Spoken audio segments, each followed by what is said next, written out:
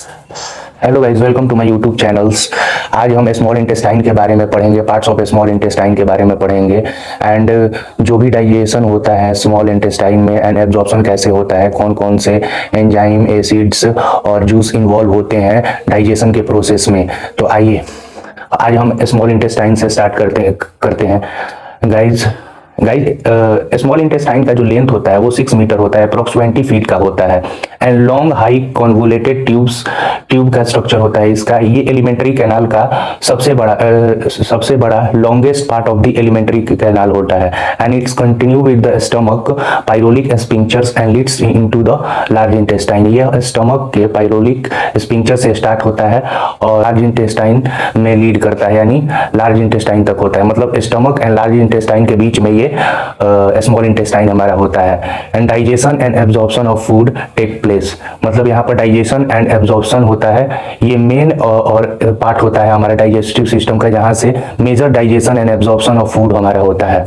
Parts of small intestine, जो small intestine का पहला पार्ट होता है ड्यूडिनम होता है, जेजुनम एंड इलियम। ये हमारा स्मॉल इंटेस्टाइन का स्ट्रक्चर है। ये स्टमक है, यहाँ पर पायरोलिक स्पिंक्चर होता है, यहाँ से हमारा स्मॉल इंटेस्टाइन स्टार्ट होता है। ये हमारा स्टमक है, ये लीवर है जहाँ पर बाइल एसिड प्रोड्यूस होता है, और ये हमारा बाइल डक्ट है। डक्ट मतलब कि नली, यहाँ से बाइल जो होता है, बाइल एसिड जो होता है वो हमारे स्मॉल इंटेस्टाइन में आता है। ये हमारा पैंक्रियाज है जहाँ पर पैंक्रियाटिक जूस रिलीज होता है, और ये पैंक्रियाटिक डक्ट के थ्रू स्मॉल इंटेस्टाइन में हमारा जाता है। एंड ये गैल ब्लैडर है, यहाँ पर बाइल्स जो होता है वो स्टोर होता है। इंटेस्टाइनल जूस भी यहाँ पर स्मॉल इंटेस्टाइन रिलीज करते हैं। एंड गाइस, ड्यूडिनम के बारे में हम डिटेल में पढ़ेंगे। जो ड्यूडिनम होता है वो स्मॉल इंटेस्टाइन का पहला पार्ट होता है। यहाँ पर मैक्सिमम डाइजेशन यहीं पर होता है ड्यूडिनम में। इसकी जो लेंथ होती है वो 25 सेंटीमीटर अप्रोक्स होती है। पैंक्रियाटिक जूस को ये पैंक्रियाटिक डक्ट के थ्रू रिसीव करती है, बाइल जूस को ये बाइल डक्ट के थ्रू रिसीव करती है, और इंटेस्टाइनल जूस जो होता है वो हमारे स्मॉल इंटेस्टाइन में ही रिलीज होता है।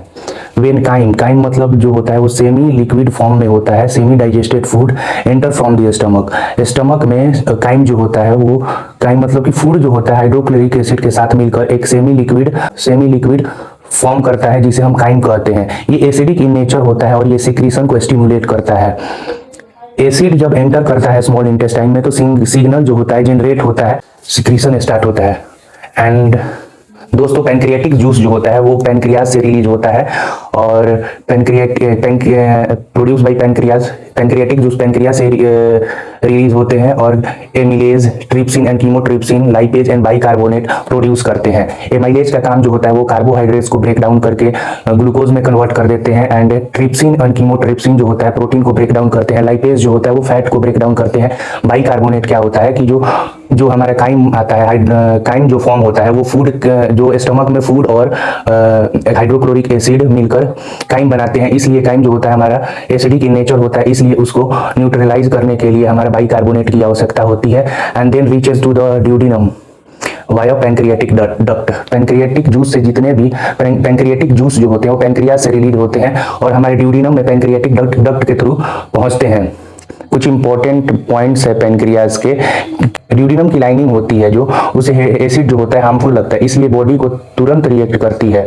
ड्यूडिनम की जो सेल होती है एक हार्मोन छोड़ती है जिसे सिक्रीटिन कहते हैं, एंड सिक्रीटिन जो होता है वो पैंक्रियाज को सिग्नल देता है कि बाइकार्बोनेट रिलीज करो ताकि एसिड न्यूट्रलाइज हो सके और एनवायरनमेंट नॉर्मल हो सके। And liver and gall bladder को सिग्नल देती है कि बाइल रिलीज करो ताकि जो फैट है वो डाइजेस्ट हो सके। गाइज, हम बाइल एंड बाइल डक्ट के बारे में पढ़ेंगे। बाइल जो होता है वो हमारा लीवर के थ्रू सिक्रीट होता है और गॉल ब्लैडर में जाके ये स्टोर हो जाता है। इंटेन करता है हमारा bile salt, bilirubin and cholesterol. Bile salt जो होता है वो फैट को स्मॉल ड्रॉपलेट में ब्रेक डाउन करता है, एंड बिलिरुबिन जो होता है वो एक येलो पिगमेंट होता है जो ओल्ड आरबीसी के ब्रेकडाउन से फॉर्म होता है, येलो पिगमेंट, इसलिए हमारे पॉटी का कलर जो होता है येलो होता है। Emulsification fat, bile and bile ducts का जो फंक्शन होता है इमल्सिफिकेशन ऑफ फैट, मतलब ये फैट के डाइजेशन में हेल्प करते हैं और ड्यूडिनम में एंटर करते हैं via bile duct. And the second part of the small intestine is jejunum, जिसकी लंबाई हमारी 2 से 2.5 मीटर की होती है। ये मेन साइट होता है न्यूट्रिएंट्स का, जहां से न्यूट्रिएंट्स एब्जॉर्ब होते हैं। जो glucose, amino acid and fatty acid जो होते हैं हमारे, वो एब्जॉर्ब होते हैं। मैकेनिज्म जेजुनम का मैकेनिज्म जो होता है, Willey transfer nutrient into blood capillaries and blood capillaries जो होती है वो न्यूट्रिएंट्स को लीवर तक पहुंचाती है वाया हेपेटिक पोर्टल वेन्स। इसका डायग्राम ये है कि ये स्मॉल इंटेस्टाइन के हम ये स्मॉल इंटेस्टाइन है हमारा, और इसका हम ये थोड़ा सा जूम करके इनर साइड को हमने दिखाया है कि ये लार्ज सर्कुलर फोल्ड होता है, जिससे कि इसका सरफेस एरिया इंक्रीज होता है। अगर सरफेस एरिया इंक्रीज होगा तो डाइजेशन भी इंक्रीज होगा और एब्जॉर्प्शन ज्यादा होगा। इसके अंदर विलाई प्रेजेंट होते हैं, और विलाई को हमने इनलार्ज किया है, मतलब जूम किया है। तो यहाँ पर हम देख सकते हैं कि ये जो सेल है इसे एपिथेलियल सेल कहते हैं, क्योंकि ये विलाई की ये लाइनिंग है, इसीलिए इसे एपिथेलियल सेल कहते हैं। और ये हमारा जो ये स्ट्रक्चर है लाइन सा, ये हमारा ब्लड कैपिलरी है या वेन है।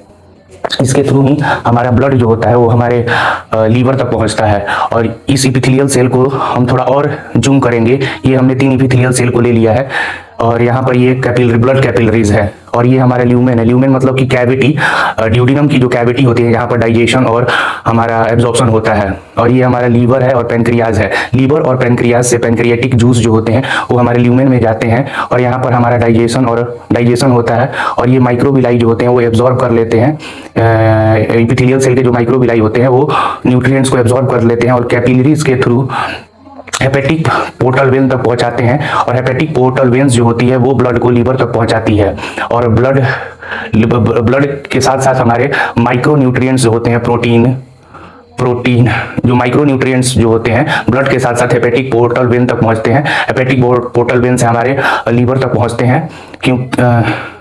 पहुंचते हैं। एब्जॉर्प्शन टुवर्ड्स द कैपिलरीज के थ्रू एब्जॉर्प्शन होता है, हेपेटिक पोर्टल वेन्स तक पहुंचते हैं, देन लीवर तक जाते हैं।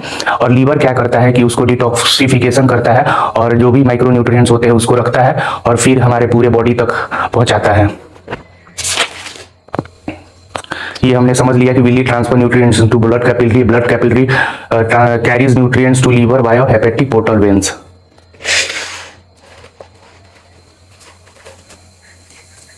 अब हम थर्ड पार्ट यानी तीसरा पार्ट है स्मॉल इंटेस्टाइन का पढ़ेंगे। इसकी लंबाई जो होती है 3 मीटर अप्रॉक्स होती है। ये स्मॉल इंटेस्टाइन का फाइनल पार्ट होता है, और इसका फंक्शन जो होता है absorption of remaining nutrients.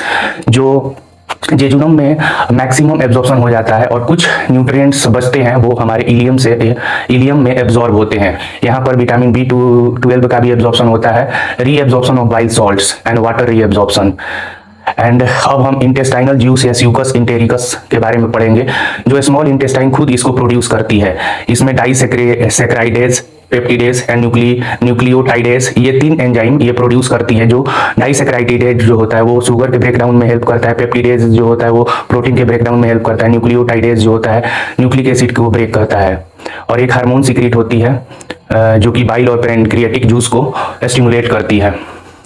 Complete process जो हम बनाए, जो स्टमक में हमारा काइम फॉर्मेशन होता है, एंड काइम जो होता है वो ड्यूडिनम में हमारा पहुंचता है, और यहाँ पर डाइजेशन होता है, और जेजुनम में जाकर एब्जॉर्प्शन होता है, और इलियम में फाइनल एब्जॉर्प्शन होता है। गाइस, हम नेक्स्ट वीडियो में लार्ज इंटेस्टाइन के बारे में पढ़ेंगे।